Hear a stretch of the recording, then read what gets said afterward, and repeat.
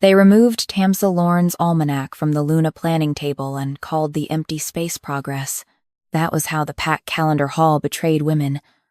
Politely, with polished hands and fresh ink, Tamsa stood at the end of the long crescent table, while two young acolytes lifted her old leather-bound almanac as if it might shed dust onto the royal records.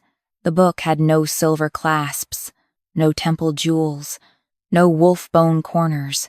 Its cover was soft, from years of being opened before dawn.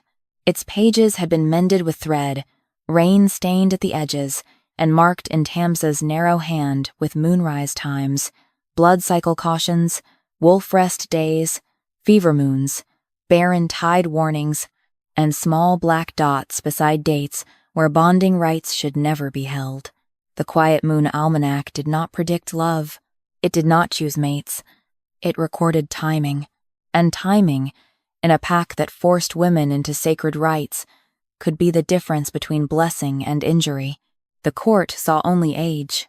Calendar priestess Vela Morcant smiled as the acolytes carried the book away from the table. She was robed in white and violet, with a moonstone veil pinned over hair, the color of pale wheat. Every fold of her garment looked sacred. Every movement suggested she had never once been wrong in a room that mattered. Old household reckoning has served its sentimental purpose, Vela said. But the Luna rites must now answer official temple timing. A few women at the table glanced down. Not all of them agreed. None of them spoke. The packed calendar hall rose around them in tiers of black marble and moon glass. Every wall held rotating silver discs that marked the pack's ritual year, claiming moons, healing moons, first shift dates, widow shelter rites, mating preparations, Luna fertility vigils, bond strength trials. Above the central table hung the great royal calendar wheel, its silver teeth set into dark oak, turning only when priestess ink touched the master page. Tonight, it would set the coming season. Tonight, Cedran Blackholt's new order would make the calendar clean. Tamsa had been asked to attend only so she could be dismissed in public. Lady Lorne, Vela said, the title softened into insult. You may remain as courtesy witness. Courtesy witness. Not moonkeeper. Not cycle reader. Not the woman who had corrected dangerous dates for 11 years, while priestesses took credit for smooth rites and noble husbands, blamed wives when rituals failed. Tamsa folded her hands before her plain gray dress. Her hair, dark brown streaked faintly with early silver, had been braided simply down her back. She was not young enough for the court to call promising, not old enough for them to call wise. That was the most invisible age a woman could be. Old enough to be dismissed, young enough to be ordered. My almanac is not household reckoning, she said. A priestess acolyte laughed softly. Vela's eyes cooled. Then, what is it? A record of what the moon did before the temple decided what it should have done. The room quieted. Alpha King Cedran Blackholt stood at the head of the crescent table beneath the royal calendar wheel. He wore black ceremonial leather with a silver wolf mantle clasped at his throat. Tall, broad-shouldered, and dark-haired, he held himself with the stillness of a blade left on an altar. His eyes were a pale, hard blue that made softer men lower their voices. Along the inside of his left wrist, partly hidden by his cuff, a faint crescent scar pulsed whenever the calendar wheel turned. Tamsa had noticed it 3 seasons ago. Cedran had not known she had noticed. That scar belonged to no battle. It belonged to a bond wound. A royal one. Vela had told the court the Alpha King's bond line was stable. Tamsa's almanac had begun marking his dates in ash. Cedran looked at the old book in the acolyte's hands, then back at Tamsa. Priestess Vela says your corrections have delayed 2 Luna vigils, 3 bonding rites, and a fertility moon this year. Cedran had signed the new calendar order that morning without reading Tamsa's ash notes. The temple summary had called them domestic caution. A king with alliances waiting preferred clean dates to difficult warnings. Yes, Tamsa said. A court lord muttered. At least she admits it. Cedran's face did not change. Why? Because those dates would have harmed the women placed inside them. The room sharpened. Vela gave a patient sigh. There is the old language again. Harm. Vulnerability. Fever moon. Weak tide. Lady Lorne has frightened half the Luna candidates with terms no official calendar recognizes. Tamsa looked at Cedran. The moon recognizes them. Vela smiled. And only you can hear it? No, Tamsa said. But I seem to be the only one taking notes. A few breaths caught around the table. Cedran stepped closer to the crescent table. You are accusing the temple calendar? I'm warning the pack. The pack needs certainty. The pack needs correct timing. Vela placed one graceful hand on the master calendar. The pack needs order before the bonding season begins. Noble houses are waiting. Alliances are waiting. Your delays have made women anxious and men suspicious. Tamsa's mouth tightened. Men become suspicious when a ritual stops letting them call pain obedience. The words landed too hard. Cedran's eyes narrowed. Vela turned slightly toward him, her voice gentle. Majesty, this is why the Luna planning table cannot be governed by personal fear. Lady Lorne is not cruel. She is outdated.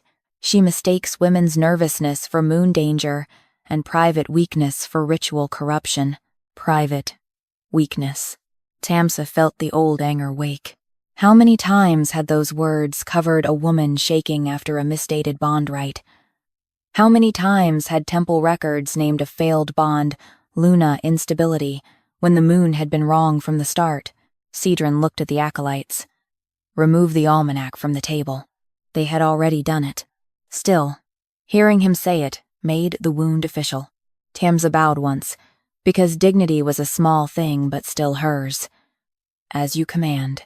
Vela's smile returned.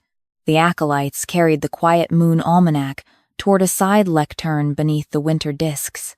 With every step away from the crescent table, the great calendar wheel above Cedran turned more smoothly, as if relieved to be free of old corrections. Then Tamsa felt the hall go silent. Not the people, the moon glass. Its usual low hum vanished. Cedran noticed, too. His gaze rose to the wheel. One silver disc shifted, then another, then all of them. The calendar teeth began to turn without priestess ink, clicking faster and faster until the entire royal wheel trembled above the table. Vela reached for the master page, but the ink slid away from her fingers. On the side lectern, Tamsa's closed almanac opened by itself. No wind touched it. Pages flipped backward through 11 years of quiet corrections, stopping at every date Tamsa had marked in ash. The old ink brightened. New moonlight spilled through the hall, not from the windows, but from between the pages. A line of silver script crawled across the master calendar under Cedran Blackholt's name. Ritual date altered. Another line followed. Bonding rite held 3 nights too early. Cedran's face went still. Vela whispered, Impossible. The almanac flipped again. This time, every moon date beneath the Alpha King's name shifted out of place, and from the royal calendar wheel above them came the sound of women crying where no women stood. Not ghosts. Echoes. Rites held when the moon had marked the body unsafe. Cedran looked at the silver script beneath his name. For the first time, the scar on his wrist looked less like an old wound than a date someone had moved. Who altered my bonding rite? Vela Morkant answered before Tamsa could. A temple correction, she said. The words crossed the pack calendar hall as smoothly as a priestess blade hidden under silk. Vela did not look at the crying wheel above them. She did not look at the women who had begun touching old scars through their sleeves. She looked only at Alpha King Cedran Blackholt, because a frightened king was still easier to manage than a wounded record. Not a crime, Vela added. Royal rites are adjusted for stability. Cedran did not lower his wrist. The crescent scar beneath his cuff had darkened at the center, silver at the rim, as if moonlight had found an old cut and decided to read it aloud. He stared at the shifting dates beneath his name. Then at the line, the almanac had forced into the master calendar. Bonding Rite held 3 nights too early. His voice came low. Who altered my bonding rite? No apology. No softness. Good. Tamsa Lorne would not have trusted either. Vela's veil caught a sliver of moonglass as she stepped closer to him. Majesty, a royal bonding rite belongs to more than one body. Clouds, wolf, rest, blood tide, pack pressure, alliance timing, these factors require priestess judgment. Lady Lorne's ash notes were one consideration among many. One consideration, Tamsa said, is a kind way to describe a warning you buried. Vela finally turned to her. Your ash marks are household fear. They have never been temple law. Tamsa's hand rested on the closed almanac. She did not open it. She did not need to. The book had already shown enough to make the room afraid of quiet paper. Pain becomes superstition only after men survive causing it, she said. A young Luna candidate flinched at the word pain. Cedran saw. Too late, Tamsa thought, but not uselessly late, if he learned to look where the temple had trained him not to. He stepped toward the crescent table. The court parted for him, though no one wished to stand near the calendar wheel. Above his head, the silver discs clicked out of rhythm, each tooth catching as if the entire ritual year had swallowed a bone. Tamsa, Cedran said. She looked at him without bowing this time. His eyes narrowed slightly at the omission. Then his gaze moved to her hand on the almanac, and the king in him restrained the man who expected obedience. What did your ash note say about my right? You already saw the answer. I saw what the calendar wrote. No, she said. You saw what the calendar admitted. Vela's mouth tightened. Majesty, she speaks as if the hall itself is her witness. The hall is not mine, Tamsa replied. That is why it waited, until I was removed. The sentence landed harder than she expected. Cedran looked toward the side lectern where the almanac had opened moments ago. Its pages were still visible, under the leather cover's raised edge. Moonlight leaked from between them, not enough to flood the hall now, only enough to illuminate the ash dust caught along the page seams. He looked back at Tamsa. Tell me plainly. She could have refused. Part of her wanted to. For 11 years, plain speech from her had been treated as nervousness, bitterness, household caution, old woman meddling. Now the Alpha King wanted plain truth, because the wound had touched his own name. Still, timing had consequences whether men deserved instruction or not. Your bonding rite was first set under the 9th quiet moon, she said. Safe enough for royal wolf strain. Not ideal, but survivable. Then a blood moon aftershock carried into the next 3 nights. I marked those nights unsafe. Cedran's fingers closed around his cuff, and the rite was moved into them. Yes. Why would the temple move it earlier? Vela answered first. Because the Northern Alliance delegation had already arrived. Delay would have signaled instability in the royal line. Tamsa's eyes shifted to her. So, stability required cutting him. A few courtiers drew breath. Cedran's face remained still, but the scar pulsed once, sharp enough that even he could not hide the movement of pain. Vela lowered her voice. Majesty, royal bodies bear burdens others do not understand. Tamsa looked at Cedran's wrist. That is what they tell women too. The Quiet Moon Almanac, opened by 1 page. Only one. No storm of turning paper, no flood of names. Just a single spread, old and rain-stained, marked with Tamsa's narrow hand. Cedran's original rite date sat beneath a careful moon calculation. Beside it was an ash crescent, and 4 words written so small the nearest acolyte had to lean forward. Do not move earlier. The master calendar answered above them, not with crying, with mechanics. The royal wheel rotated backward until Cedran's bonding season appeared in silver. The original date glowed white. Then a violet temple hand crossed it out. A new date slid forward 3 nights. Under that new date, the ash warning appeared. trapped beneath temple ink like a bruise under powder. Cedran read the movement without blinking. Vela lifted her chin. A correction can override a warning. A correction, Tamsa said, should correct danger, not walk into it wearing ceremonial robes. The almanac page dimmed. It would not continue, Cedran noticed. Why did it stop? Because it has shown your wound, Tamsa said. Not the women's. The two are connected. Only now that yours is visible? He did not answer. That silence was better than a lie, and worse than repair. At the Luna planning table, one woman shifted in her chair. Her sleeve slipped back, revealing a narrow ritual scar along the inside of her wrist, smaller than Cedran's, but shaped by the same crescent curve. She covered it quickly. Tamsa saw. Cedran saw because Tamsa had turned her head. That mattered. Not enough. But more than nothing, Vela moved toward the master page. Majesty, if every old adjustment is dragged open, the pack will lose faith in the temple calendar before bonding season. Noble houses will panic.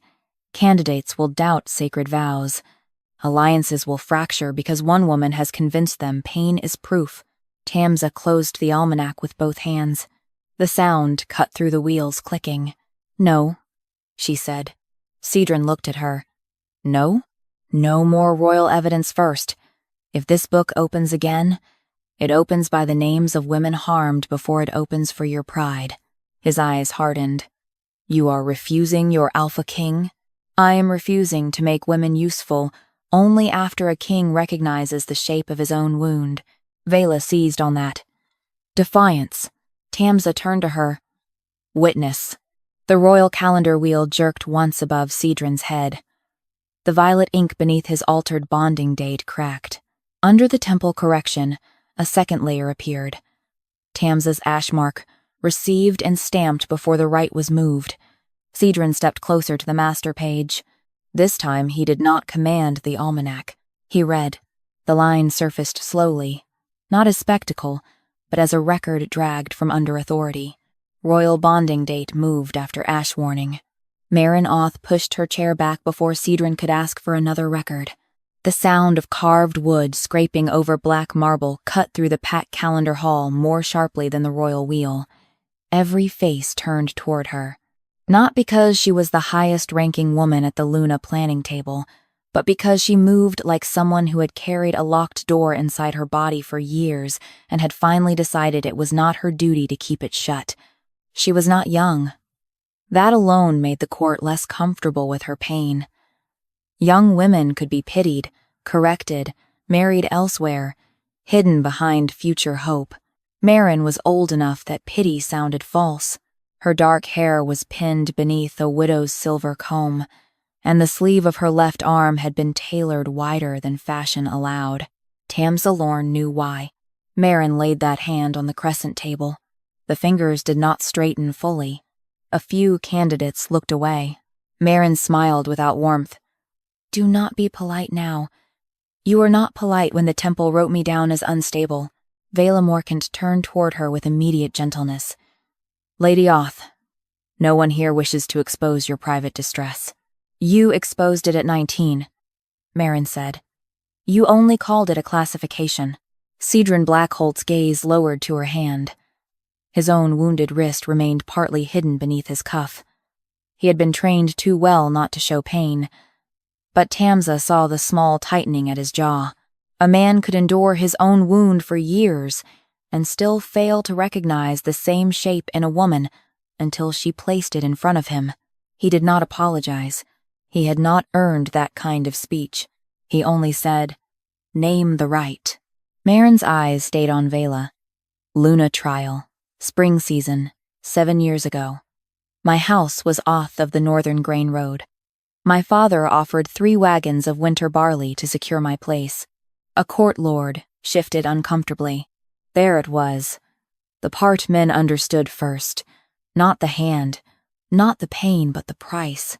Tamsa placed both palms flat beside the closed almanac. Lady Marin Oth has named herself. Timing record only? Marin looked at her then, and something passed between them that needed no temple witness. Tamsa had come to her after the rite, with warm cloths, bitter root, and an apology too small to matter because she had failed to stop the date from moving. Timing record, Marin said. And the outcome written against me.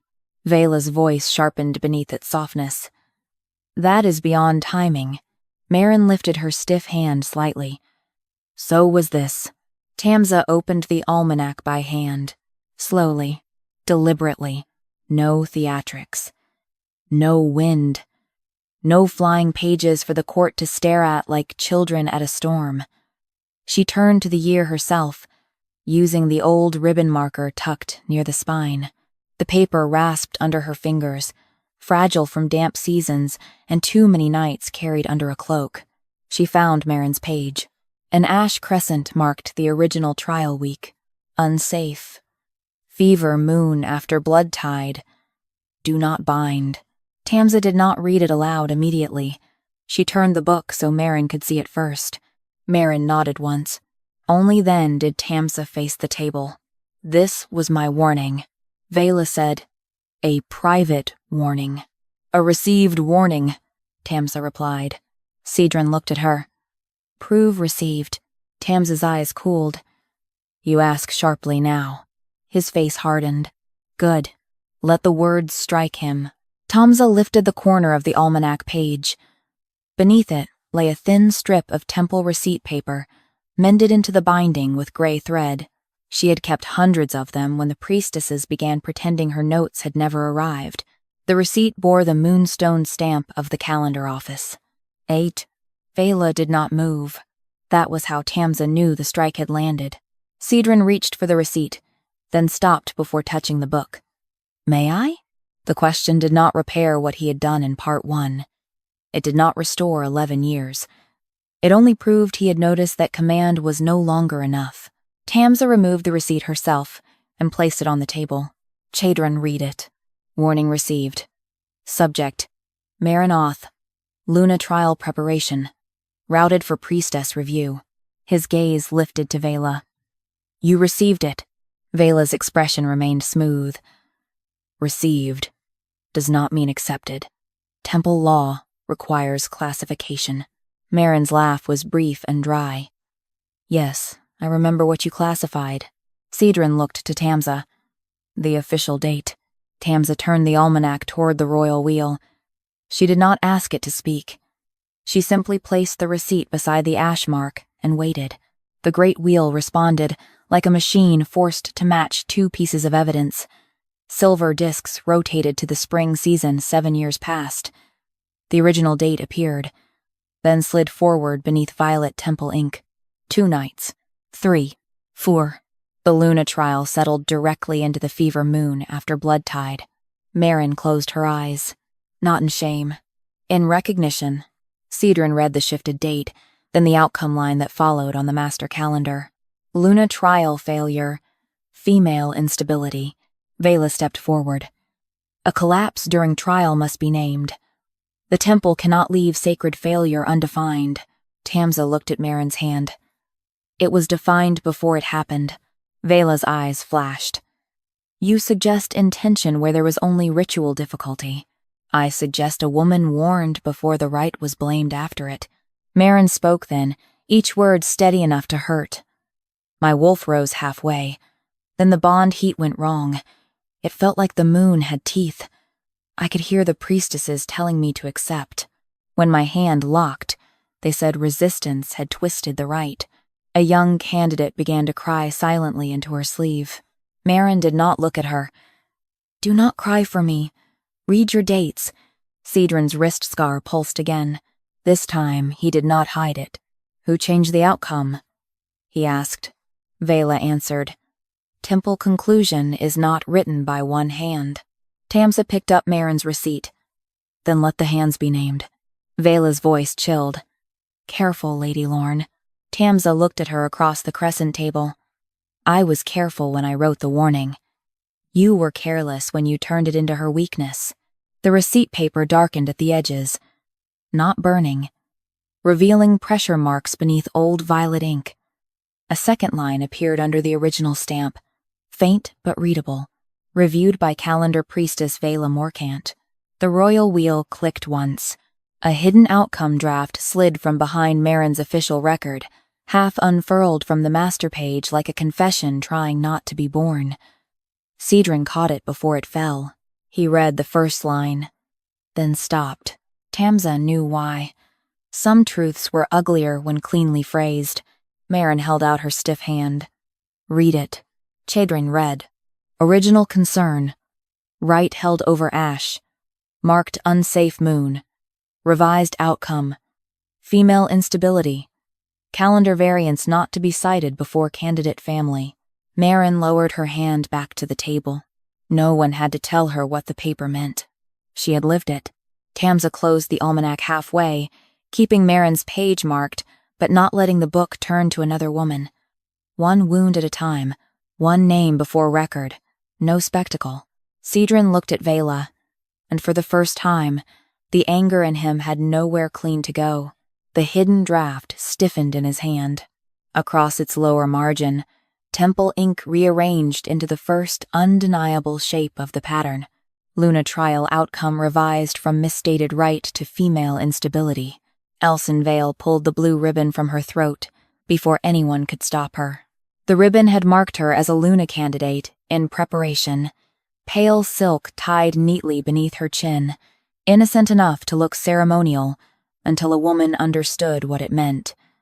Readiness. Availability. A body placed on the season before fear could become refusal. Her mother reached for her wrist. Elson. The girl stepped back.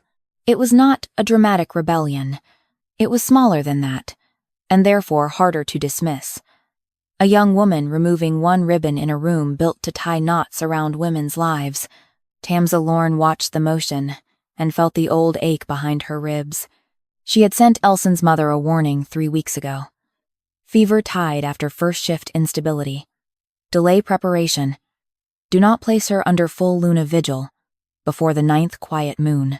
The note had been written before dawn, folded twice, sealed with ash, and delivered by a kitchen runner because temple acolytes had stopped accepting her letters through the main archive door.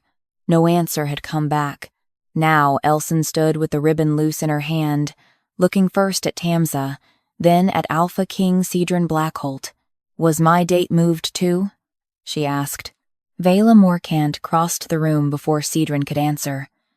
Her veil caught the moonlight. Her voice softened into the shape of protection. Child. This is exactly why sacred preparation should not be dragged into public fear. You have not been harmed. Do not let old records frighten you out of your future. Elson's fingers tightened around the ribbon. That was not my question.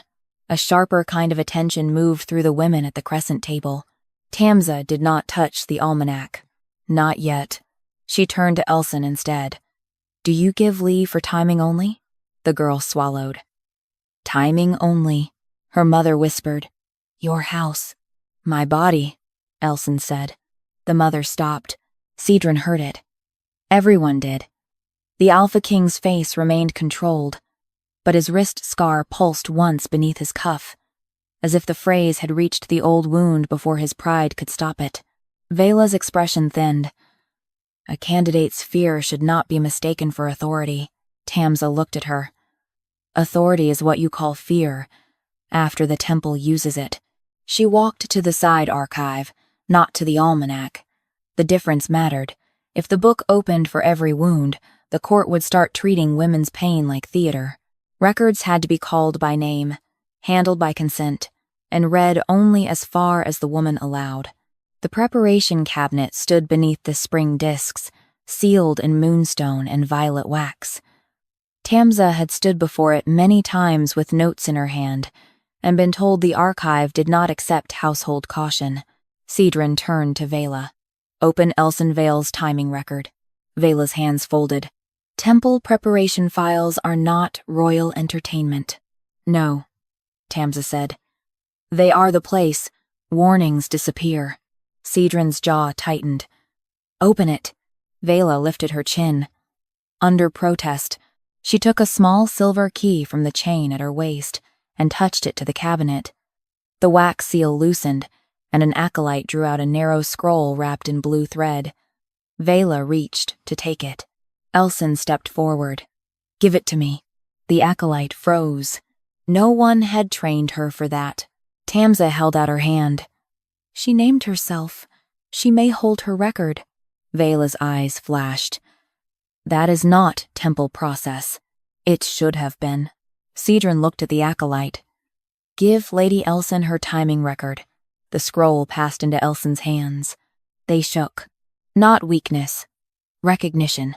The first time a girl sees the paper that has been moving ahead of her life. She unwrapped the blue thread and read silently. Her face drained of color by degrees. Tamsa did not move closer. No one should crowd a woman while she finds out whether her fear was scheduled. "What does it say?" Cedran asked. Elson looked at Tamsa. "Only what you choose," Tamsa said. Elson inhaled once. Luna vigil set for the third blood-tide night. Her mother covered her mouth. Tamsa closed her eyes for half a breath. Not surprise. Grief that had already known where to stand. Vela spoke quickly. "Third blood-tide night is within acceptable temple range for candidates of strong line." Tamsa opened her eyes. "Not after first shift instability." Vela turned. "That condition was minor. You wrote it down." The priestess did not answer. Elson looked back at the scroll. Her voice grew smaller. "There is a note. First shift tremor. Fever residue. Candidate to be observed." Cedran looked at Vela. Was Tamsa's warning received? Vela's tone hardened. "Lady Lorne sends many warnings. That is not an answer."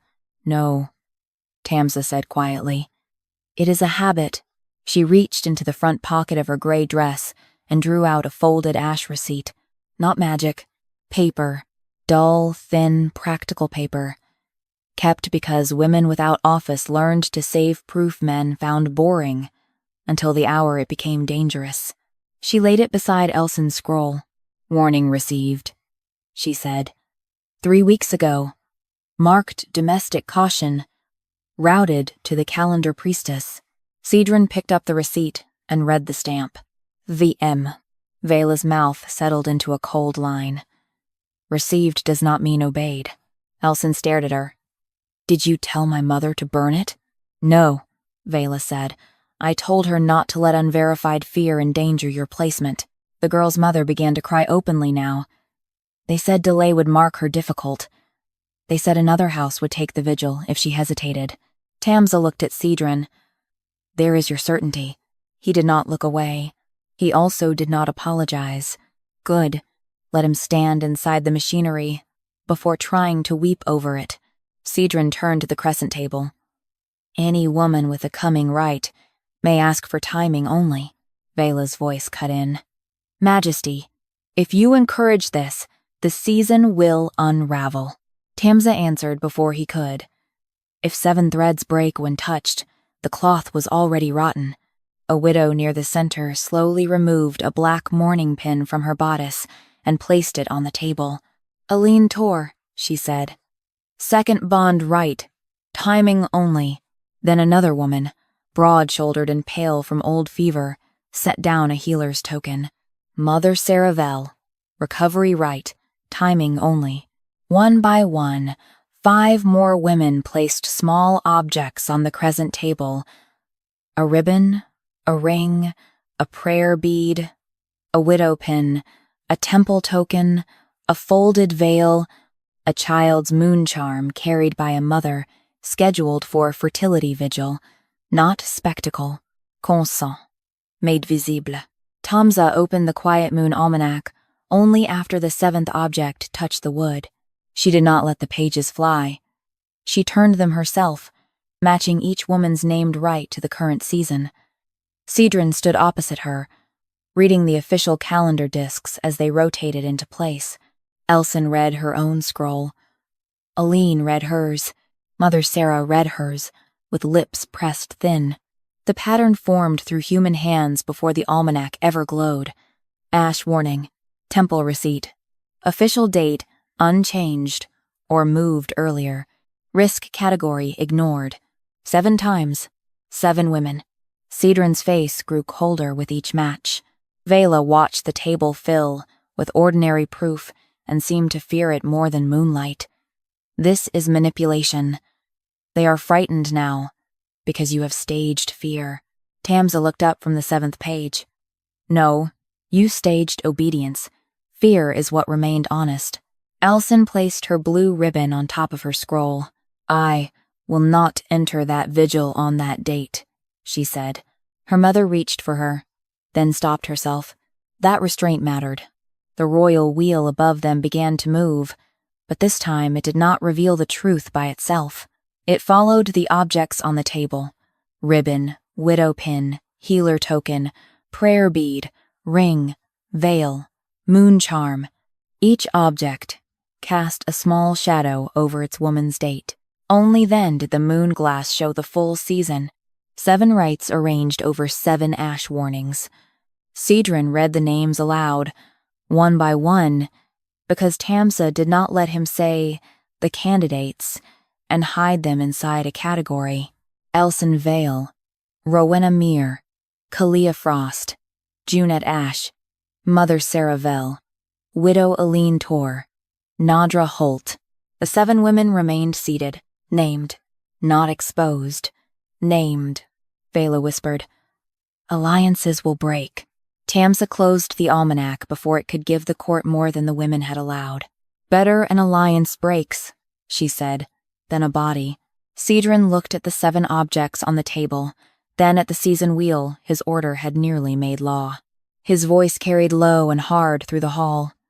These 7 rites are suspended from their current dates pending public timing review by name and witness. Tamsa's eyes did not soften. Not suspended, she said. Cedran looked at her. She held his gaze. Protected. A long beat passed. Then the Alpha King corrected himself before the court. These 7 women are protected from rites set over ash warnings. The 7 objects glowed once under the moon glass, not as magic performing justice, as proof finely placed where no priestess hand could quietly remove it. On the master calendar, the current season's clean silver lines fractured around the named objects. The hidden pattern appeared. 7 current rites set over ash warnings. Widow Aline Tor broke the violet wax on her own scroll with her thumbnail. The crack was small, almost rude in its simplicity. Not sacred, not ceremonial. Just a woman choosing to open the paper that had been used to arrange her life. Temple acolytes flinched as if she had struck a priestess across the mouth. Aline did not look at them. She spread the scroll flat on the crescent table beside her black mourning pin.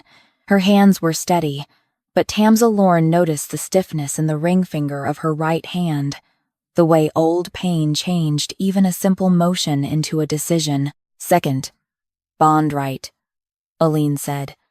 Timing only was granted. I now ask for preparation timing as well. Vela Morcant moved at once. Widow Aline. Preparation records involve grief. Cycle notations. You should not be pressured into exposing details that may damage your standing with your future house. There it was, a new blade. Not superstition now. Not household fear. Protection. Reputation. Future security. Vela had changed tools because the old ones had dulled in public. Aline looked up. My future house can survive. Learning. I grieved. A few women at the table shifted. One of them, Rowena Mere, touched the ring she had placed beside her own scroll. Alpha King Cedran Blackholt stood at the head of the table, the 7 named objects between him and the wheel. He had not reached for the almanac again. He had learned that much. Instead, he looked at Aline. Do you allow preparation timing to be read? I do. Vela's face tightened. Majesty, if noble families hear that candidates are inviting preparation review, several engagements may collapse before moonrise. Tamsa opened Aline's scroll by hand and smoothed the edge with 2 fingers. Then the engagements were standing on silence. Vela turned on her. You speak as if reputation is nothing. No, Tamsa said. I speak as if survival is more. Cedran's gaze moved to the scroll. Read the dates. Tamsa did not obey immediately. She turned the parchment so Aline could see it first. You read what you choose. Aline bent over the text. Her eyes found the first line, then the second, then the small violet stamp pressed beneath the preparation schedule. Her mouth went flat. My readiness signing was set for after the quiet moon, she said. 3 days after grief, cycle clearance. Tamsa nodded once. Safe enough. Aline's finger moved lower. Then it was moved earlier. Cedran's voice lowered. How much earlier? Aline read the line twice, as if the second reading might make it less cruel. 12 nights. A ripple went through the women at the table. Not loud enough to be called panic, but sharp enough that several mothers reached for daughters who did not let themselves be touched. Vela spoke with soft precision. Readiness signing is not the rite itself. It confirms willingness to enter preparation. Tamsa looked at Cedran. That is the lie with clean shoes. His jaw tightened. Explain. She lifted the scroll and pointed not to the sacred lines, but to the little administrative box at the bottom. The part men rarely read, because it did not chant well. Once readiness is signed, any fear that appears afterward can be recorded as late resistance. Any pain can be called instability after consent. Any request to delay becomes breach of duty unless the temple agrees. Aline's eyes had gone cold. So, they moved the signing before the safe date. After receiving the ash warning, Tamsa said. Vela's voice hardened. You cannot claim a protective adjustment was malicious, simply because it displeases you. Tamsa did not answer her. She reached into the inner pocket of her gray sleeve and drew out a packet of old ash receipts bound with plain thread. No moonlight. No miracle. Only proof saved by a woman who had learned not to trust sacred offices with inconvenient paper. She chose Aline's receipt and laid it beside the scroll. Cedran picked it up. This time he did not ask, because she had already placed it in public witness. Warning received. Widow Aline Tor grief cycle overlap. Delay readiness until after quiet moon clearance. He looked at the stamp. Vela did not deny it. Denial would have looked foolish now. The warning was received and reviewed. Aline looked at her. Then my signing was advanced. Your house requested certainty. My house requested a bride who would not embarrass them. And we sought to preserve that opportunity. Aline's laugh was short and dry. By binding me to a date my body had not reached, Tamsa turned to the other 6 women. No one else has to open preparation timing. Elson Vale lifted her blue ribbon from the table and laid it across her scroll. I do. Her voice shook. She spoke anyway. Rowena Mere followed, then Kalia Frost, then Mother Sarah Vell. Each woman gave permission differently. One nodded. One whispered. One only pushed her scroll toward Tamsa with 2 fingers, as if the parchment were hot. That was enough. Consent did not have to be brave to be real. Cedran watched every gesture. Tamsa made him wait through each one. Then she opened the preparation dates in order, by name, never by category. 7 scrolls, 7 ash receipts, 7 temple stamps, 7 original readiness dates placed after safe timing, 7 revised readiness dates pulled earlier after the warnings arrived. The pattern was not mystical. That made it worse. It was paperwork. Neat, repeatable, defensible paperwork. Vela's hands remained folded, but her knuckles had whitened under the moonstone rings. Cedran looked at the sequence laid across the crescent table. The ash warnings were not ignored. Tamsa's voice was quiet. No, they were used. Yes, Vela stepped forward. They were considered. A warning does not rule the calendar. Tamsa looked at the 7 women before answering. Then why did every warning make the temple hurry the signature? Vela had no immediate reply. Cedran did not fill the space for her. Good. Let silence work for the harmed, just this once. Aline placed her black mourning pin directly over the revised readiness date on her scroll. Elson laid her blue ribbon over hers. One by one, the other women covered the advanced signing dates with the objects they had brought to the table. The moon glass above caught those objects and reflected them onto the master wheel, not as spectacle.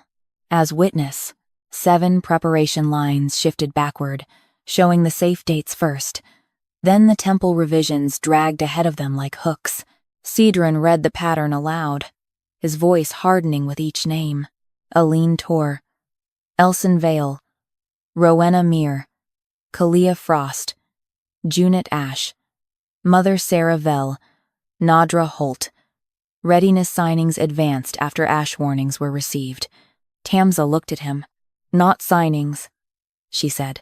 He held her gaze for one beat, then corrected himself before the room. Consent records advanced after ash warnings were received.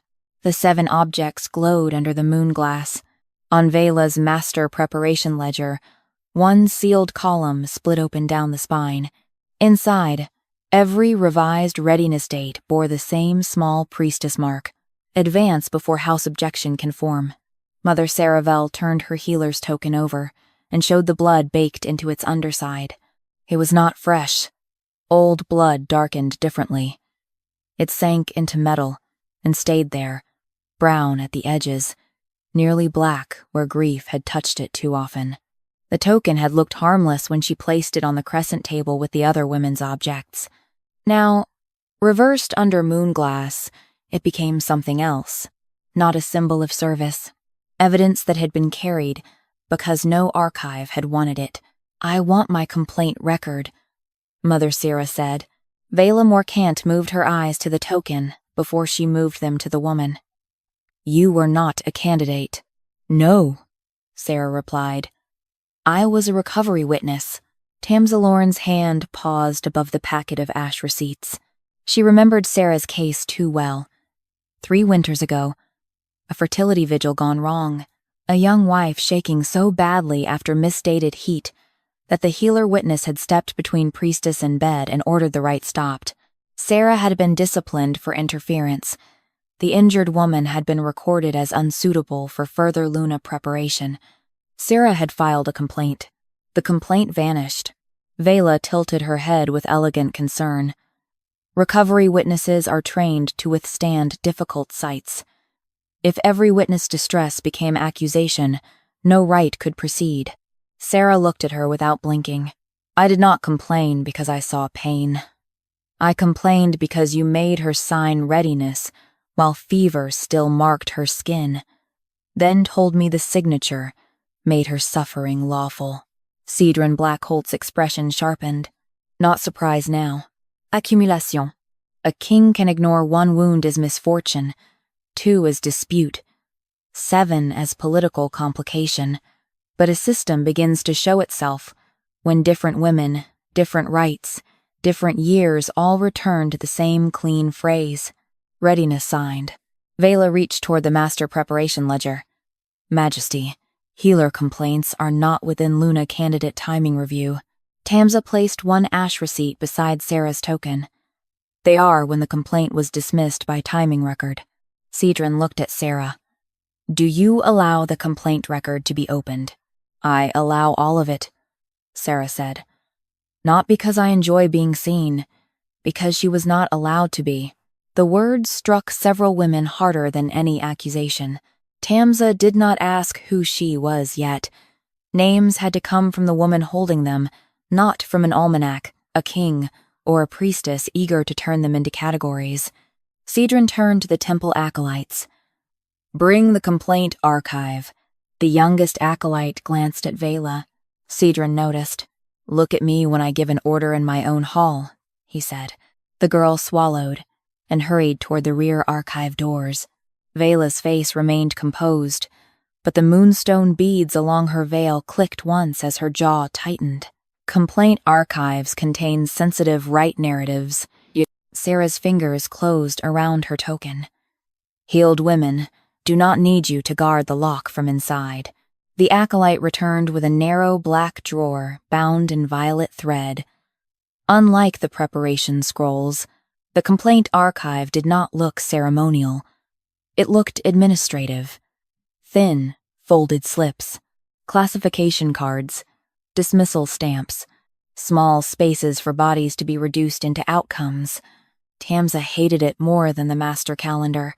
Pain was easier to hide when made narrow. Sarah reached for the drawer. The acolyte hesitated again. This time Vela spoke. Only temple hands may handle complaint classification. Cedran's voice went cold. Then your temple hands should have kept them honest. He took the drawer from the acolyte and set it before Sarah, but he did not open it for her. That mattered. Not enough to forgive him. Enough not to repeat the harm. Sarah opened it herself. The slips inside were sorted by Rite type, not by name. Fertility vigil, widow bond, Luna trial, royal preparation, recovery interference, distress claim, complaint dismissed, complaint sealed, complaint archived without action. Sarah pulled one folded slip from the recovery section. Her fingers shook only after she had it in hand. Nadera Holt, she said. A woman seated 2 places down looked up sharply. Tamsa's chest tightened. Nadra Holt was one of the 7 named for the coming season. A mother scheduled for a fertility vigil, under ash warning. Tamsa had known of her current danger, not the old complaint tied to her first vigil. Nadra's face had gone gray. Sarah turned to her. May I? Nadra covered her mouth with one hand, then lowered it. Yes. Sarah unfolded the slip. The writing was small, efficient. Vela's office favored words that left no room for human weather. Tamsa leaned close enough to read, but did not touch. Post-Rite distress claim. Recovery witness objected to continuation. Candidate had signed readiness. Distress attributed to private instability. Cedran stared at the phrase. Private instability. Again dressed as procedure. Nadra's voice came thin. They told my husband I became difficult during the vigil. Sarah's hand tightened on the slip. You had fever under the skin. I told them your pulse was wrong. Vela's voice sharpened. Healer. Witnesses often mistake spiritual resistance for bodily danger. Sarah laughed once, and it had no humor in it. A pulse is not spiritual. Tamsa looked at Cedran. Now you see what readiness signing bought them. His eyes remained on the slip. A way to dismiss harm afterward. Yes. Vela stepped forward. It preserved Rite integrity. Without readiness records, any regret could become accusation. Nadra stood. The movement was unsteady, but she stayed upright. I did not regret the Rite, she said. I feared dying inside it. The 7 objects on the table seemed suddenly smaller and more terrible. Ribbon, widow pin, healer token, prayer bead, ring, veil, child's moon charm. Not decorations. Warnings from women who had nearly been turned into forms. Cedran looked at Tamsa. How many complaint slips? Carry readiness dismissal. Tamsa did not answer fast. Fast answers were how courts turned people into numbers. She looked to the women first. Only records offered by name. Cedran's jaw tightened, but this time he did not argue. Sarah placed Nadra's slip beside the child's moon charm Nadra had brought to the table. The charm's small silver wolf cast a shadow over the words, Candidate had signed readiness. Aline Tor opened her own complaint section next, then Marin Oth, then Junit Ash, with a face so white that Rowena put a hand near her elbow without touching, one by one, not all at once. Complaint slips emerged by permission. Different rights, different years, different women. The same mechanism pressed into each record, like a thumb on a throat. Readiness signed, distress dismissed, instability assigned. Vela's calm began to fray at the edges. Majesty, this is becoming a grievance circle. Tamsa looked at the slips spread across the table. No, a grievance circle asks women to speak without proof. These are your records. Cedran picked up one slip, then another, then set them down carefully, as if careless hands had become impossible in this room. His voice carried to every tier of moonglass. From this hour, no readiness signature may be used to dismiss harm where timing was challenged. Vela turned sharply. You cannot overturn temple classification without review. Cedran looked at the complaint drawer. Review begins now. Tamsa's eyes stayed cold. By name. He nodded once. By name. At the bottom of Nadra Holt's complaint slip, the violet dismissal stamp began to bleed through the paper. Not magic enough to solve the case. Only old ink giving up what pressure had hidden. Beneath candidate had signed readiness, a smaller administrative note appeared, written in the same clean temple hand. Use readiness record to close claim before family appeal. Nadra Holt untied the child's moon charm from her wrist and laid it over the word claim. The charm was small, no larger than a thumbnail, shaped like a sleeping wolf curled around a crescent. It had been polished by nervous fingers until the silver edges were dull. When Nadra placed it on the complaint slip, her hand did not shake. That frightened Vela Morcant more than tears would have.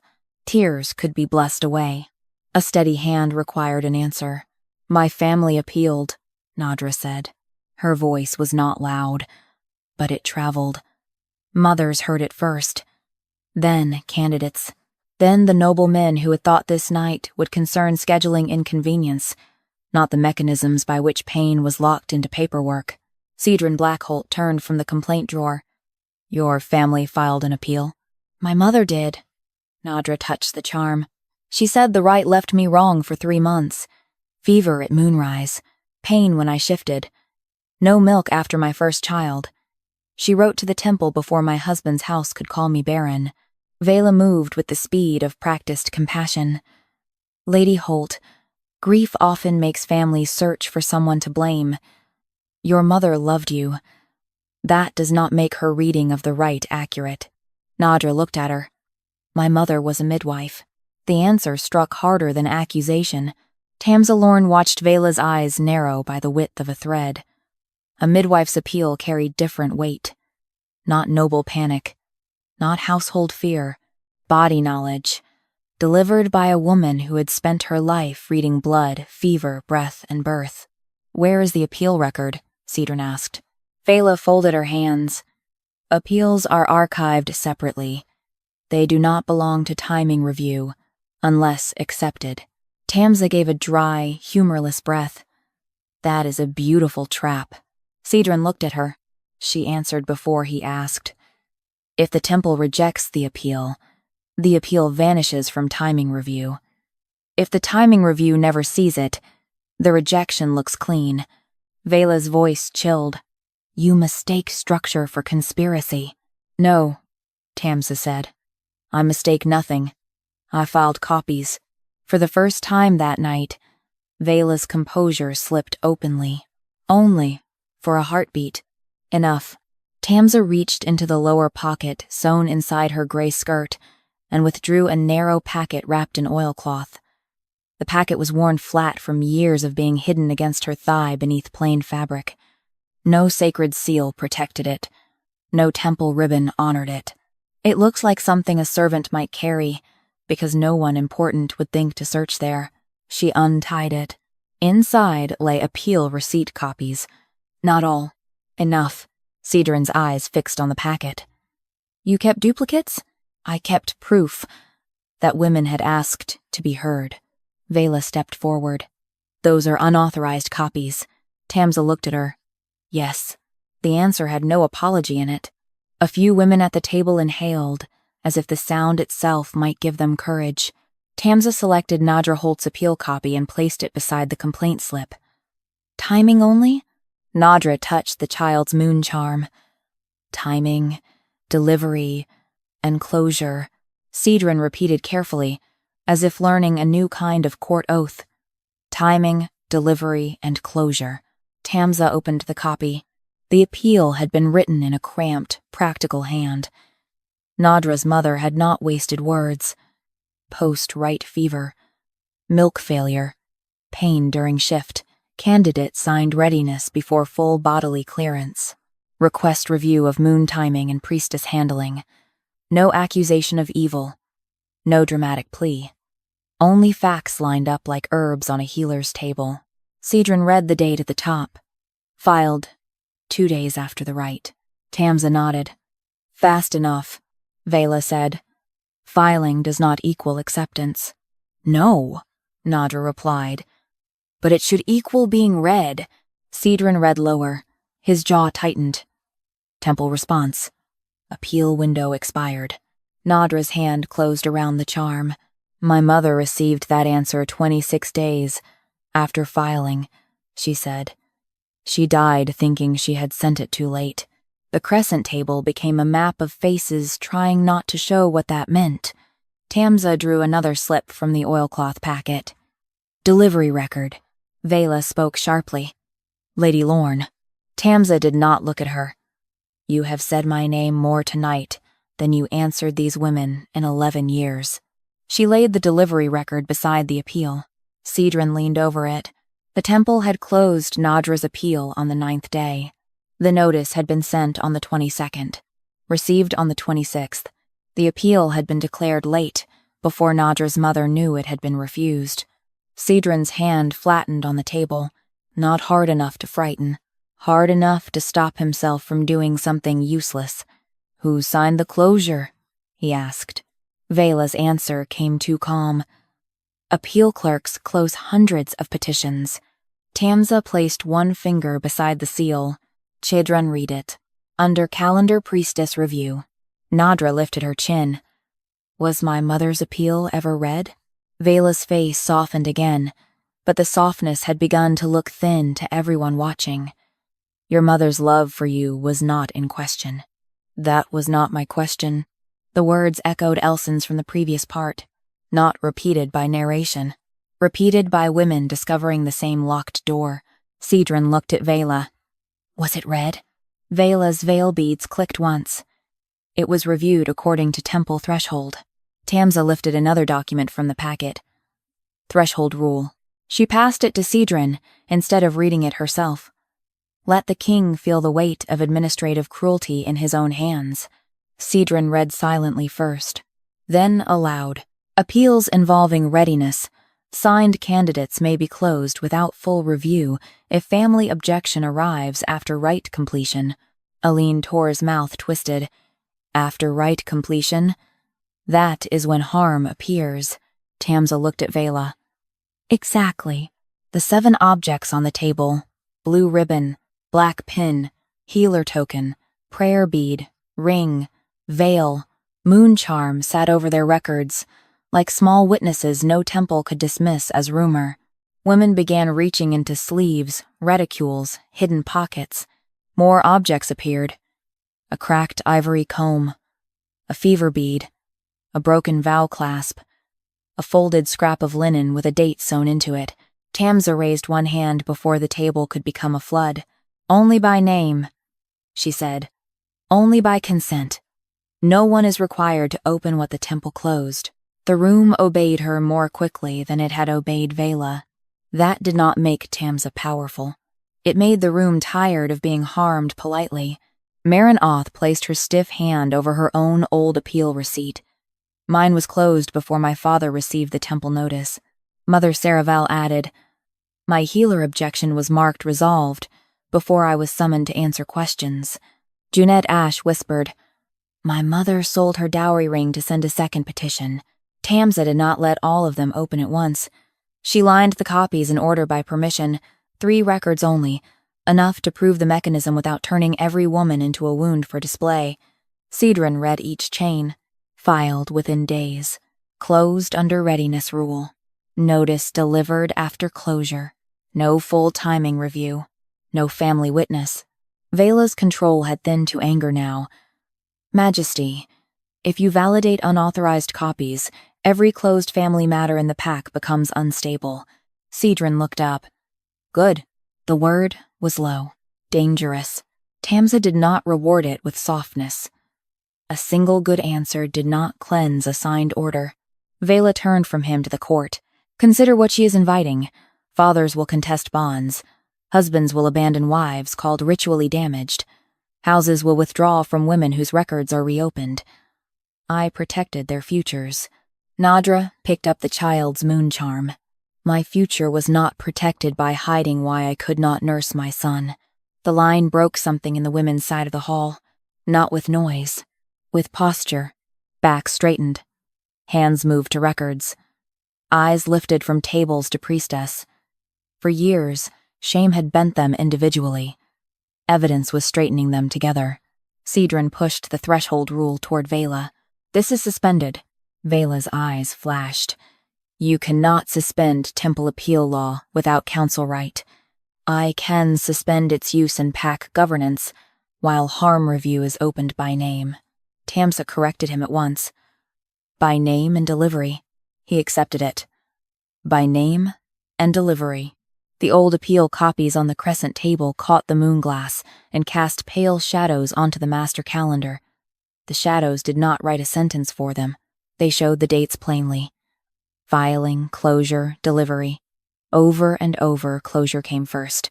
The proof was not beautiful. It was better than beautiful. It was undeniable. Cedran read the pattern himself, and this time no one needed the almanac to speak for him. Family appeals were closed before notice reached the harmed women. Vela said nothing. The master appeal register behind her unlocked with a hard metallic click. Inside, one column of sealed closures slid forward just enough for the first heading to show. Family appeals closed before delivery notice. Vela Morcant took off her moonstone veil and laid it over Nadra Holt's appeal copy. The gesture looked tender from a distance. Up close, it was a burial. Thin white fabric covered the filing date, the closure date, the delivery date, and the note proving Nadra's mother had been denied before she had even been answered. Vela rested her fingertips lightly on the veil's edge, as if guarding a modest woman from a room of hungry eyes. Nadra, she said, her voice low enough to sound intimate and public enough to be useful. You have suffered enough exposure tonight. Let the temple take these papers into sealed review. You need not let men, rivals, and marriage houses stare at your grief. Nadra did not reach for the paper. Her child's moon charm remained beside it, bright and small against the black table. My grief was stared at for years, she said. Only the cause was hidden. Vela's fingers stilled. Tamsa Lorne stepped toward the covered appeal, but she did not pull the veil away. Not yet. If she yanked, Vela would make the motion look like cruelty. Priestesses survived by turning other women's defense into indecency. So Tamsa looked at Nadra. Do you want it uncovered? Nadra picked up the moon charm and placed it on top of Vela's veil. Yes. Only then did Tamsa lift the fabric and fold it once, neatly, before setting it aside. A small act. A clear one. The record belonged first to the woman named in it. Vela's eyes turned cold. This performance will ruin women who trusted sacred privacy. Aline Tor tapped her black widow pen against her scroll. Privacy did not ruin me. Your conclusions did. Cedran Blackholt had been watching the exchange, with the dangerous focus of a man beginning to understand that power had made him late, not blind. His wounded wrist was no longer hidden beneath his cuff. The crescent scar showed fully now, dark against his skin. He turned to the senior royal scribe stationed near the western pillar. Bring the calendar order I signed this morning. Tamsa's gaze moved to him, not sharply. Worse. Knowingly. The scribe paled. Majesty, the order, Cedran said. Now, Vela's composure tightened by a fraction. Majesty, the order concerns administrative transition. It is not relevant to old appeals. Tamsa said. Then it should survive being read. The scribe hurried out through the side arch. For the first time that night, the evidence did not come from the almanac, the wheel, or moonglass. It came from a living servant carrying a red leather folder under both arms as if it had grown heavier in the corridor. He placed it before Cedran and bowed too low. Cedran opened the folder himself. The first page bore his seal in black wax, his signature cut across the bottom in strong, dark ink. Tamsa remembered the exact hour he had signed it. Morning light through temple windows. Vela standing beside the Luna planning table. Tamsa waiting with ash notes under one arm, told to leave them with an acolyte, because the king had no time for domestic caution. Cedran turned the first page, then the second. His jaw hardened before he reached the middle. Vela stepped closer. Administrative language is often severe. It prevents confusion during transfer. Transfer to whom? Elson Vale asked. The girl still held the blue ribbon in one hand. Without it at her throat, she looked younger and more real. Vela answered her gently. To proper temple custody. Tamsa looked at the red folder. Custody is where warnings went to die. Cedran read aloud. Effective upon royal seal. All non-temple moon records used in Luna preparation, fertility vigil scheduling, widow second bond timing, or candidate readiness disputes are to be surrendered to the calendar office for classification. Aline's hand tightened around her pin. Mother Saravel leaned forward. Non-temple moon records? Tamsa answered. Ash notes, receipts, copies. Anything not written by them. Cedran continued, voice lower now. Unauthorized duplicates of family appeals, readiness disputes, and domestic timing objections are to be collected before the commencement of bonding season. Nadra's mother was dead, but Nadra still looked as if someone had reached backward to strike her. Vela lifted her chin. Unauthorized duplicates create confusion. Families alter memories. Servants miscopy dates. Unreviewed documents can destroy women's futures. Junette Ash, quiet until now, put both hands on the crescent table. My mother sold her dowry ring to send a second petition. Would that have been collected too? Vela looked at her with polished sorrow. If it was outside proper process, yes. To protect you from scandal. Junette's face changed. Not into anger, into recognition that her shame had been managed by the person who made it profitable. Cedran turned another page. The red folder's inner margin held routing notes. Not meant for ceremony. Not polished for court. Practical marks. Initials. Delivery chains. Draft origin. His eyes stopped. Tamsa saw the moment he understood, before he spoke. Drafted by Calendar Priestess Office, he said. Vela answered. Prepared by legal clerks under temple authority. Cedran's finger pressed beside the routing mark. Reviewed by VM. Her silence lasted only a breath, but after so many careful answers, a breath was an admission of strategy, even if not guilt. The order was necessary, Vela said. You had alliances waiting. Candidate houses were threatening withdrawal. Mothers were spreading fear. Lady Lorne's notes had already delayed rites for 3 seasons. Tamsa's voice remained level. My notes delayed harm. Your notes delayed royal certainty. Cedran looked up from the folder. There it was, spoken too cleanly to be dragged back. Royal certainty. Not sacred timing. Not women's safety. Not truth. Certainty. He turned to Tamsa, but she stopped whatever question was forming with one look. Do not ask why I did not warn you. His mouth closed. She stepped closer to the red folder and laid one ash receipt beside his signature. I did. The scribe shifted in misery. Majesty, there were ash note summaries attached to the first briefing. Cedran turned slowly. Attached? The scribe swallowed. Temple summary marked them domestic caution. Non-urgent. Vela's voice cut in. Which they were, until Lady Lorne provoked magical disorder in the calendar hall. Tamsa looked at the 7 women's objects lined across the table. No, they were urgent, when the bodies named in them were still unharmed. Cedran stared at the folder. For once, his anger did not move outward first. It stayed with the ink under his own hand. That mattered more than a roar. A roar would have let him perform regret, without touching responsibility. He turned to the final page. Tamsa saw the clause before he read it. She had not seen the royal copy. but she knew temple language the way a widow knows the sound of a latch at night. Cedran read slowly. All collected domestic warnings, duplicate appeal receipts, and unauthorized almanac materials shall be sealed for 12 years following classification, unless reopened by calendar priestess authority. Elson dropped the blue ribbon. It landed without drama on the marble. A future almost had, too. Cedran looked at Vela. This would have taken every copy. Vela's face hardened. It would have preserved order. Aline Tor reached for her scroll and pulled it closer to her body. Mother Sarah closed her hand around the blood-marked healer token. Nadra pressed the moon charm against her chest. All across the crescent table, women began gathering the objects that had proved what Temple Inc. tried to erase. Tamsa did not stop them. This was not disorder. This was ownership.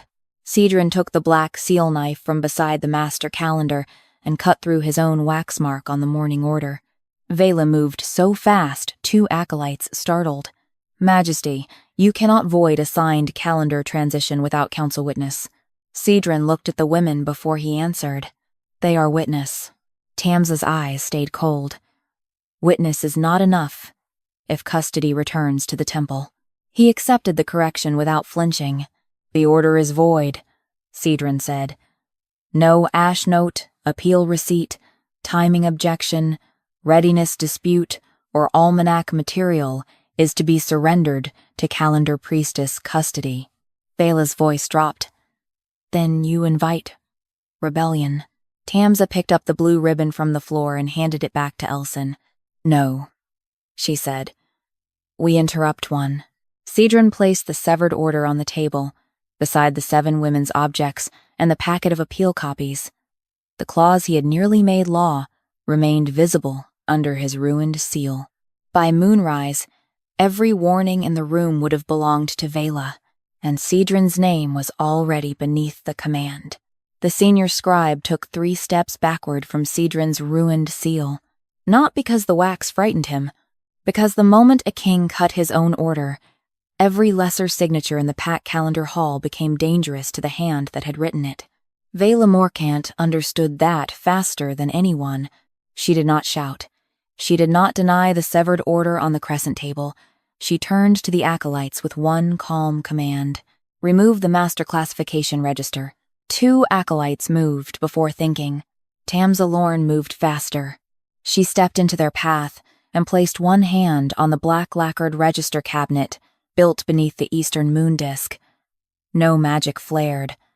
No page opened.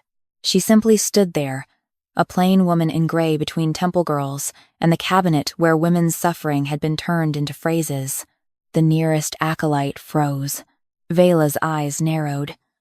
Step aside, Lady Lorne. Tamsa looked at the girl, not at Vela. Do you know what you are carrying if you obey? The acolyte's lips parted. She is carrying temple property, Vela said. No, Tamsa replied. She is carrying the language that made harm sound holy. Cedran Blackholt left the severed calendar order on the table and walked toward the register cabinet. He did not take Tamsa's place. That would have made her look protected instead of right. He stopped beside her, close enough to make royal authority unavoidable, not close enough to steal the ground beneath her feet. Open it, he said. Vela lifted her chin. The master classification register may be opened only during priestess review. Then call this review. With whose authority? Cedran looked at the 7 women's objects still lined across the crescent table. Ribbon, widow pin, healer token, prayer bead, ring, veil, moon charm. Their names opened it. Tamsa did not look at him, but she heard the correction in his answer. Not his power first. Their names. It did not absolve him. It did matter. Vela gave a thin smile. You are allowing wounded women to govern sacred language. Marin Oth lifted her stiff hand from the table. At last, the words cut through the room with more elegance than any royal decree. Tamsa kept her palm on the cabinet. Acolyte, open the register. The girl looked toward Vela, then toward Elson Vale, who still held the blue ribbon like something she had taken back from a noose. The acolyte chose. Her trembling fingers took a moonstone key from her belt and placed it in the cabinet lock. The mechanism resisted at first. Then it turned with a dull, reluctant click. Inside lay 3 black ledgers, not grand, not silver, not worthy of the sacred architecture around them. They were narrow, practical books with worn corners and violet tabs. Classification by Rite type. Classification by female condition. Classification by political constraint. Cedran stared at the 3rd title. Tamsa felt the old anger rise in her throat, but she held it there. Anger became useful only when it did not spend itself too soon. Vela stepped forward. Political constraint refers to logistical pressure. Noble travel, harvest moons, border negotiations, alliance timing, Tamsa said. Vela's gaze cut to her. Yes, among other matters. Cedran reached for the 3rd ledger. Tamsa stopped him with 2 fingers on the cover. He looked at her. She said, "Not before the women named in it consent to hear the language." He withdrew his hand. A king learning not to seize proof was a strange sight. Tamsa turned to the crescent table. "This register may contain classifications used against many of you. We open only what touches the records already named." Nadra Holt nodded first. Then Aline Tor, Maren, Elsin, Mother Sarah. One by one, permission moved around the table, not as spectacle, but as ownership. Only then did Tamsa open the ledger. The pages were ruled in perfect columns. Rite, warning type, political constraint, recommended classification if Rite proceeds, recommended closure language. Tamsa's fingers stopped halfway down the page. Cedran saw her stop. "What is it?" She did not answer him. She turned the book so the named women could see first. Maren leaned forward, her stiff hand braced on the table. Aline read over her shoulder. Nadra pressed one palm against her mouth, then lowered it because she had already spent too many years being told to hide the shape of pain. Elsin read the column aloud, her young voice rough. If Ash warning conflicts with fixed alliance moon, proceed under priestess discretion. If distress follows, classify as female instability, unless male royal injury occurs. Cedran went very still. Tamsa let the words remain in Elsin's voice. That mattered. The girl whose future had nearly been entered into the same machine had named its rule before the king did. Vela's face had lost its softness now. What remained was not panic. It was calculation stripped of perfume. "That language predates this season," she said. "It is a contingency framework." Mother Sarah placed her blood-marked healer token on the open page. "A framework for which bodies?" Vela's eyes flashed. "For preserving rights when panic would otherwise destroy the pack," Nadra answered. "My mother was not panic," Aline added. "My grief was not panic." Maren lifted her bent fingers. "My hand was not panic." Elsin's chin rose. "My refusal is not panic." The acolyte who had opened the cabinet began to cry, but she did not step away. "Priestess," she whispered. "We were told classification protected women from scandal." Vela turned on her. "It did." Tamsa's voice cut in. "It protected the temple from consequences." Cedran turned a page. More entries. Widow resistance. Barren tide failure. Luna trial collapse. Recovery. Witness objection. Family appeal after readiness. Each carried recommended language. Each language pointed blame away from misstated rights and toward the woman who suffered after them. Cedran's scar burned dark along his wrist. He looked at the line Elsin had read. "Unless male royal injury occurs." His voice dropped. "My wound was the exception." Vela did not answer. Tamsa dit. "No, your wound was the inconvenience.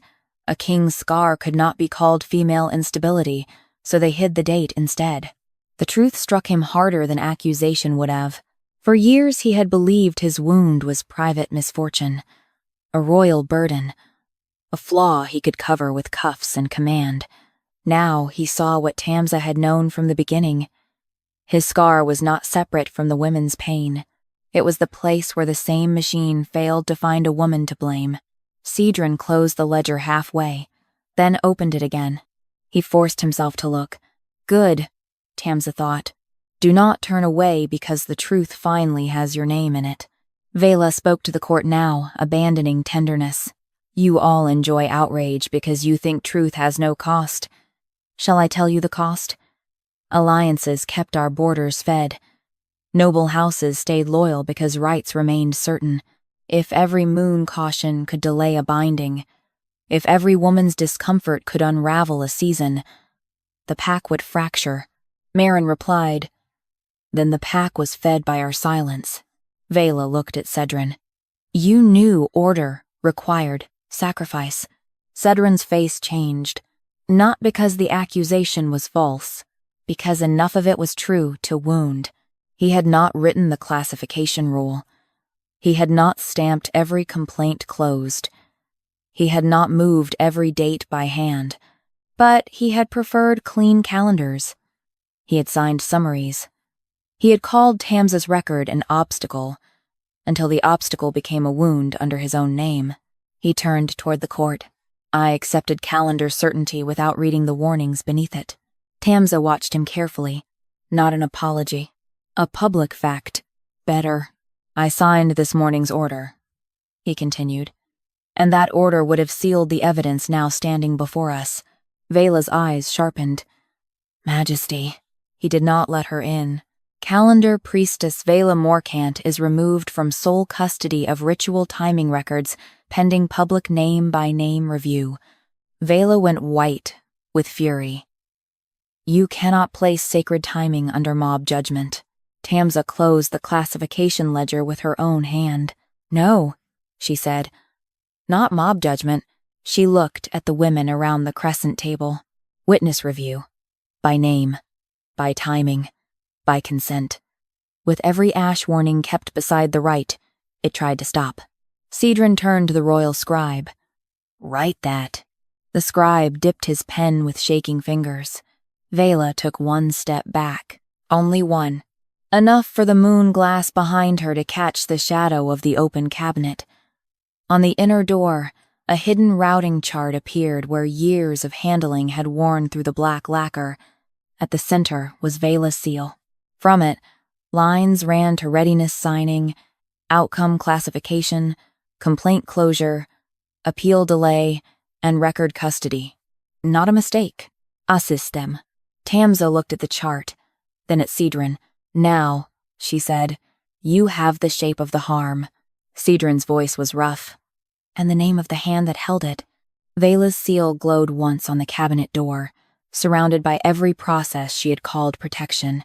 The pack calendar hall did not need the almanac to write the charge. Everyone could read it. At dawn, the women carried the calendar pieces themselves, not the great royal wheel.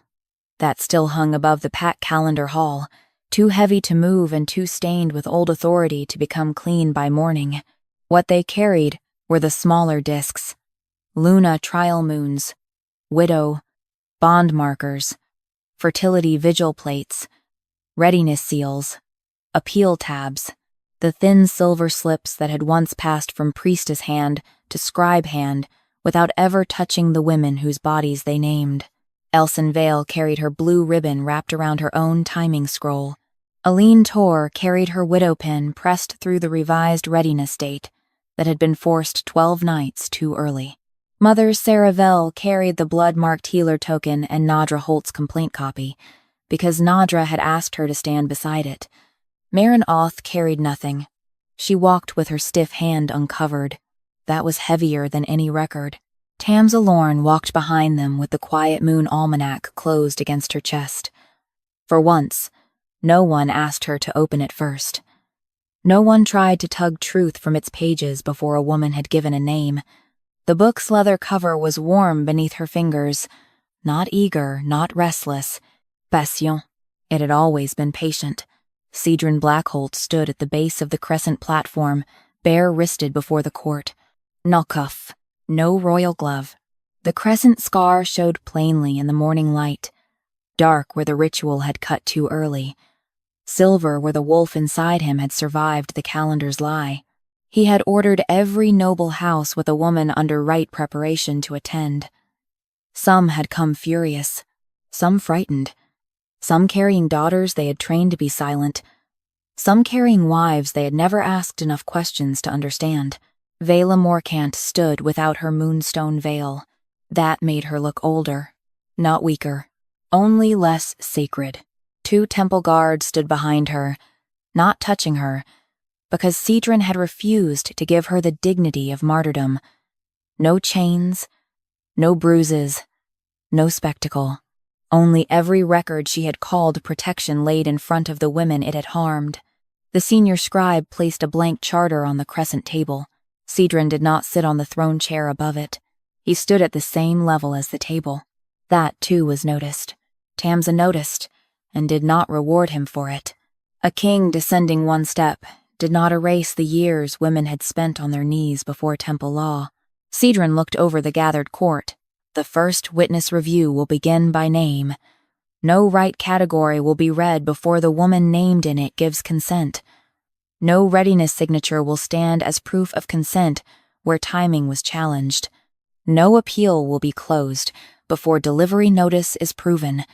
No ash warning will be removed from the record it tried to protect. Vela laughed softly. Everyone heard it because she wanted them to. Beautiful, she said. A beautiful disorder. By winter, no noble house will trust a Luna date. No father will offer a daughter without demanding 3 reviews.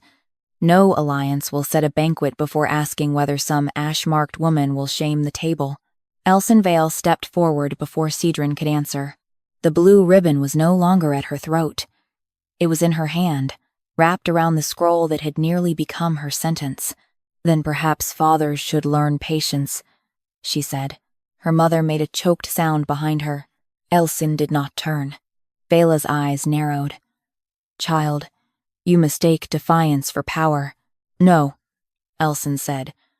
I mistake fear for warning now. A murmur moved through the candidate's side of the room. Not disorder, not panic recognition, learning to speak without permission. Cedran looked at Tamsa. Read the first rule. She did not. Instead, she placed the Quiet Moon Almanac on the table and kept her hand over the cover. You read it, she said. Several court lords stiffened. Cedran held her gaze. The old version of him would have heard insult. The man standing bare-wristed before women he had failed heard instruction. He took the charter from the scribe. His voice carried into the high glass. Rule 1. Ritual timing belongs to public witness, not priestess custody alone. Vela's mouth tightened. Cedran continued. Rule 2. An ash warning must remain attached to the Rite record unless the woman named requests its removal. Aline Tor lifted her black pin. And if she is dead? Tamsa answered. Then her closest chosen woman may speak, for the record. Not her husband by default. Not her father by default. Chosen witness. The scribe paused. Cedran looked at him. Write it. The pen moved. Marin Oth stepped forward next. Her uncovered hand rested on the table beside the charter. Rule 3 should name outcomes. Cedran turned to her. Say it. She did. No right outcome may classify a woman as unstable, resistant, barren, weak, or unsuitable where a prior timing warning was received, until timing is reviewed first. The words did not shake. The hand did. No one looked away. Cedran repeated the rule for the scribe. Slowly, publicly, as if each term had to be dragged out of temple language and forced to stand in daylight. Vela's control finally cracked into contempt. And when rites fail because women truly are weak? She asked. Will you forbid the temple from naming that too? Marin smiled. It was terrible. You named us weak when the dates were wrong. We will risk hearing truth from someone who has not profited from lying. Mother Saravel placed her healer token beside Marin's hand. Rule 4. Healer objections cannot be dismissed by readiness signatures.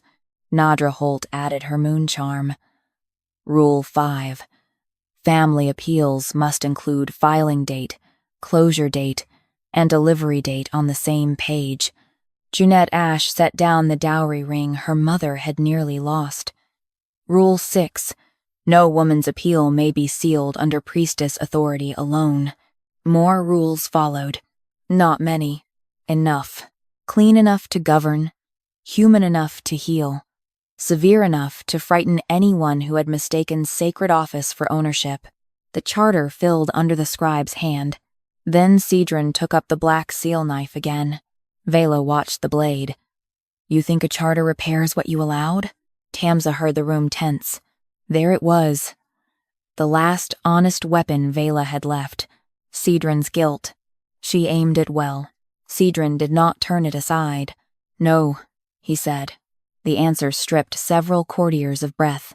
He looked at the women's objects, then at Tamsa's closed almanac. I signed clean summaries because I preferred easy order. I accepted temple phrasing because it made governance faster. I removed Lady Tamsa Lorne's almanac from the Luna planning table because I mistook quiet warning for obstruction. Tamsa's fingers tightened on the book. He did not look away. My wound did not make this wrong, Cedran said. It only made me late. That was the first thing he had said that reached her without demanding anything from her. No forgiveness. No pity. No softening. Only accuracy. Vela's face hardened. Then you condemn the temple on the word of damaged women. No, Cedran said. On records you wrote, receipts you stamped, closures you delayed, and warnings you used. He cut his thumb with the seal knife. A small line of royal blood welled bright against his skin. He did not press it to Tamsa's almanac. He did not dare make her book royal property by blood or symbol. Instead, he pressed his thumb to the blank charter beneath the rules spoken by the women. The blood seal darkened. The royal wolf inside him stirred through the room, not as a howl, not as dominance, but as pressure behind every moonglass pane. The old calendar wheel groaned overhead. One by one, its violet priestess markings loosened from the silver discs and fell like dead petals onto the marble floor. Vela stepped back. For the first time, fear crossed her face without disguise. The fallen violet marks did not vanish. They gathered at her feet, arranging themselves into the offices she had controlled. Readiness, classification, complaint, appeal, custody, not a magical sentence. A map of authority returned to the place it had come from. Cedran turned to the temple guards. Calendar priestess Vela Morcant is removed from ritual timing authority. She will answer before witness review by record, not rumor. Vela lifted her chin even then. You will regret giving women power over sacred time. Tamsa finally opened the Quiet Moon Almanac, only to the front page. She took the scribe's pen and wrote beneath the old title in her narrow, patient hand. Sacred time was never harmed by being witnessed. Then she closed the book. No storm, no crying wheel, no glowing verdict. The court had enough proof in its own hands. Cedran came to her after the charter was signed by the 7 first witnesses, the senior healer, 3 Luna candidates, 2 widows, and 1 royal scribe whose hand still shook. He stopped an arm's length away, not close enough to claim, not distant enough to hide. Tamsa, he said. She looked at him. This time, he bowed his head first. I am sorry. The words were simple. Late. Not useless.